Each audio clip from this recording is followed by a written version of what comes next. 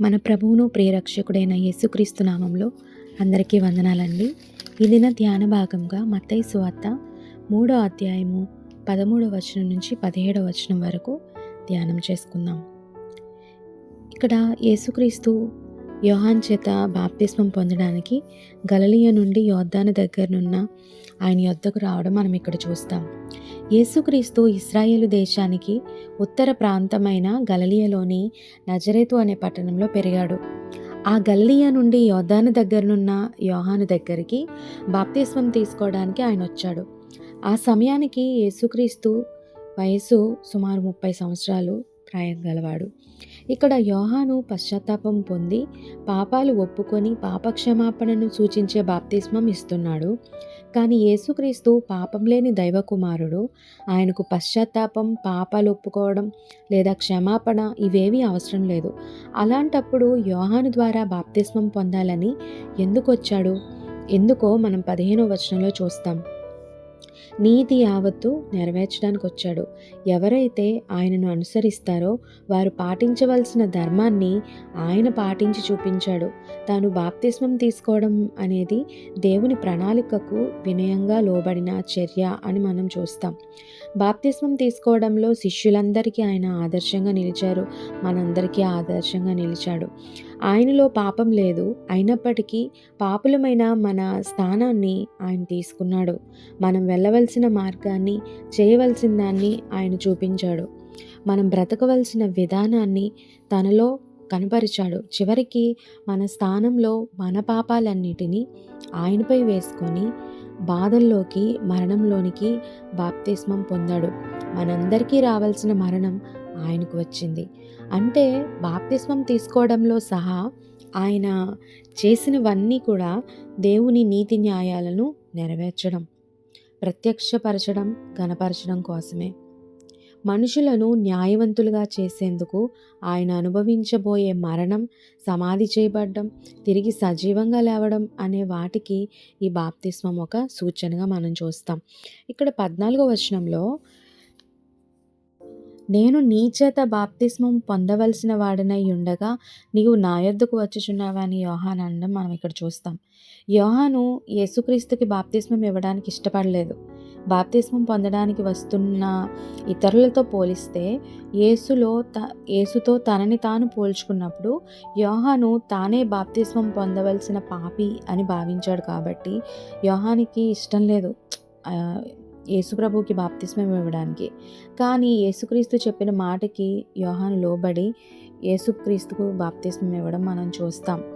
ఇక్కడ యోహాను దేవుని యొక్క ఆ గొప్పతనాన్ని గ్రహించాడు కాబట్టి తను కూడా పాపి అని గ్రహించగలిగాడు. అందుకే నేను నీ దగ్గర పొందవలసి ఉండగా నువ్వు నా దగ్గర బాప్తిస్మం పొందడానికి వచ్చేవేంటి అని అడుగుతున్నాడు. తరువాతగా 16, 17 వచనాల్లో చూస్తే యేసు బాప్తిస్మం పొంది ఒడ్డుకొచ్చాడు. ఇక్కడ ఆకాశం తెరవబడింది. దేవుని ఆత్మ పావురం వలె తల మీదకి వచ్చింది. ఆకాశం నుండి ఒక శబ్దం వినబడింది. ఇదిగో ఈయనే నా ప్రియ కుమారుడు, ఈయన యందు నేను ఆనందించుచున్నాను అనే మాట ఆకాశం నుండి వినబడడం మనం చూస్తాం. మనం నమ్ముకున్న మన దేవుడు ఏకైక నిజ దేవుడు. ఆయన త్రిత్వమై ఉన్నాడు. అంటే ఒకే దేవుడు ముగ్గురు వ్యక్తులుగా ఉన్నారు. ఈ 2 వచనాల్లో ఈ ముగ్గురు వ్యక్తుల గురించి ఉంది చూడండి. కుమారుడైన యేసు నీటి నుండి బయటకు వస్తూ ఉన్నాడు. దేవుని ఆత్మ ఆయన పైకి పావురం వలె దిగుతూ ఉన్నది. అంటే దేవుని ఆత్మ ఆయన మీదకి దిగుతూ ఉన్నాడు. తండ్రి అయిన దేవుడు పరలోకం నుండి మాట్లాడుతూ ఉన్నాడు.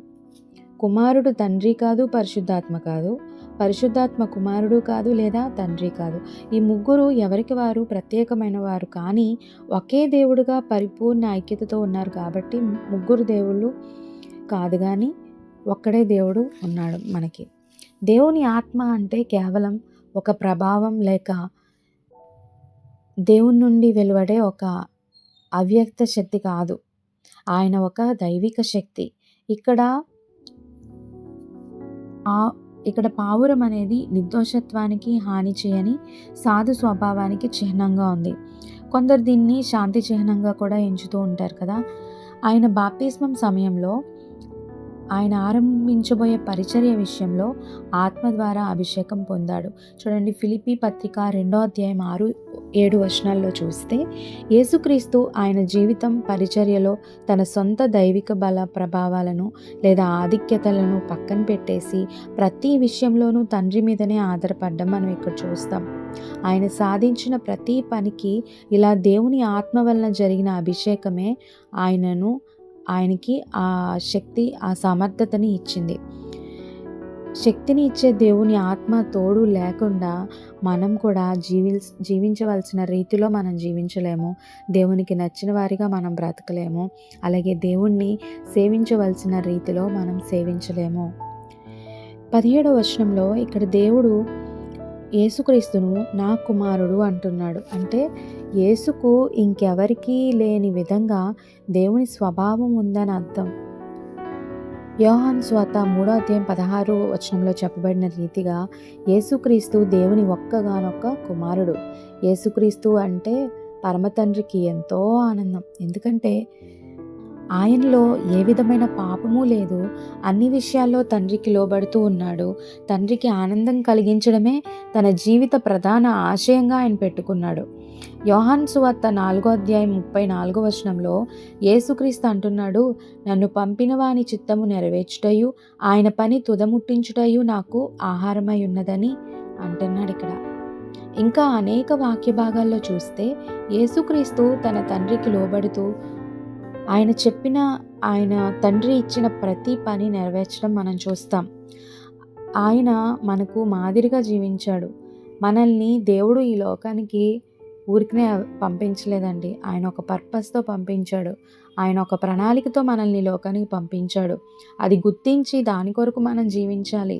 ఆయనకు లోబడి జీవించాలి. ఆయన చిత్తాన్ని నెరవేర్చేవారిగా ఉండాలని దేవుడు ఆశిస్తున్నాడు. ఇది యేసుక్రీస్తు వలె ప్రతి విషయంలో తండ్రికి లోబడి జీవించేవారిగా మనం ఉన్నామా? దేవుడు ఇచ్చిన ఆజ్ఞలకు లోబడుతున్నామా? దేవుడు మనకి ఏదైతే చెప్తున్నాడో దాన్ని చేస్తున్నామా అనేది మనం ఈ దినాన పరీక్షించుకోవాలి. చిన్న ప్రార్థన చేసుకుందాం. మహాగణుడా, మహోన్నతుడా, నీ ఘనమైన నామానికి స్తోత్రాలు, వందనాలు నాయనా. ఈ దినాన నాయనా ప్రభా, మీరు మాట్లాడిన మాటల కొరకై మీకు వందనాలు తండ్రి. ప్రభా, మీరు మాతో మాట్లాడినందుకు నీకు స్తోత్రాలు చెల్లిస్తున్నాను తండ్రి. నైనా ప్రభా, నైనా మీలో ఏ పాపము లేదు నైనా తండ్రి, ఏ దోషము లేదు. అయినప్పటికీ మాకు మాదిరిగా ఉండడానికి మా నిమిత్తమై తండ్రి నైనా మీరు బాప్తిస్మం పొందడానికి వచ్చారు. ఎంత తగ్గించుకున్నారు దేవా. నైనా తండ్రి, నైనా తండ్రికి మీరు లోబడ్డారు. నైనా ప్రభా, మీరు ఏమైతే నైనా తండ్రి నుంచి మీరు విన్నారో దానంతటినీ కూడా మీరు నెరవేర్చడానికి ఈ లోకానికి వచ్చారు. ఎందుకు ఈ లోకానికి పంపబడ్డారో అవన్నీ కూడా మీరు నెరవేర్చారు ప్రభా. వాటన్నిటిని నాయన మాకు మాదిరిగా మీరు ఉన్నారు ప్రభా. నైనా తండ్రి, మీరు ఎలా అయితే తండ్రికి లోబడ్డారో అలాగే మేము కూడా మీకు ప్రతి విషయంలో లోబడ్డానికి సహాయం చేయండి. నైనా తండ్రి, మీరు మాకేదైతే ఆజ్ఞాపిస్తున్నారో ఆ ప్రతి విషయంలో మేము మీకు లోబడ్డానికి సహాయం చేయండి ప్రభా. నీ ఆత్మ లేకుండా, మీరు లేకుండా మేము ఏది చేయలేం ప్రభా. నైనా తండ్రి, మీ శక్తి లేకుండా మేము ఏది చేయలేమయ్యా. నైనా తండ్రి, మీ ఆత్మ ద్వారానే మేము ఎలా జీవించగలమో మాకు తెలుస్తుంది. మిమ్మల్ని ఎలా సేవించగలమో మాకు తెలుస్తుంది ప్రభా. నీ ఆత్మతో మమ్మల్ని ప్రతి ఒక్కరిని అభిషేకించండి. నైనా మాతో మాట్లాడినట్టుగా నైనా తండ్రి, మేము కూడా ప్రతి విషయంలో మేము లోబడ్డానికి సహాయం చేయండి. నైనా తండ్రి, నైనా ప్రభా, ప్రతి విషయంలో కూడా నైనా ఈ లోకానికి మీరు మమ్మల్ని ఎందుకు పంపించారో ఆ పర్పస్ని మేము గుర్తెరిగి నైనా తండ్రి, మేము ఆ పర్పస్ని మేము నెరవేర్చడానికి మీరు మాకు సహాయం చేయండి. నీ చిత్తానికి మేము సంపూర్తిగా లోబడ్డానికి సహాయం చేయండి. నీ ఆజ్ఞలకు సంపూర్తిగా లోబడ్డానికి సహాయం చేయండి. మేము ఎవరినైనా వినయం కలిగిన వారిని నువ్వు దృష్టించుచున్నావు ప్రభా. అటువంటి వినయం గల మనసును మీరు మాకు దయచేయండి తండ్రి. నీ మార్గంలో మమ్మల్ని నడిపించండి నైనా తండ్రి. నీ చిత్తానుసారంగా మమ్మల్ని నడిపించమని అడుగుతున్నాను తండ్రి. ఈ దినాన నైనా తండ్రి, మీరు మాకు మీ మెంటైన దీవెనలతో ఆశీర్వాదాలతో నింపండి. మా మాటలు, మా తలంపులు, మా క్రియలు అన్నీ నీ దృష్టికి అంగీకారమైనవిగా, యోగ్యమైనవిగా ఉండడానికి సహాయం చేయండి. నీ చిత్తానుసారంగా మమ్మల్ని నడిపించండి నాయనా ప్రభ. ఎక్కడ తొట్టిల్లకుండా మమ్మల్ని కాచి కాపాడండి. నీ పరిశుద్ధ అగ్నితో నైనా మా మనసులను తండ్రి, మా హృదయాలకు కావలిగా ఉంచండి దేవా. ప్రభ, నీ కౌగిల్లో మమ్మల్ని భద్రపరచండి. మా కుటుంబాన్ని నీ పాదాలు చెంత పెడుతున్నామయ్యా. తండ్రి, మీరే మమ్మల్ని ముందుకు నడిపించండి, సహాయం చేయండి. దేవా, ఈ దినాన పొంచి ఉన్న ప్రతి ప్రమాదం నుండి, కీడు నుండి మమ్మల్ని తప్పించమని మీకే వందనాలు, స్తుతులు, స్తోత్రాలు చెల్లిస్తూ యేసు నామములో అడిగి వేడుకొంచున్నాం మా తండ్రి. ఆమేన్.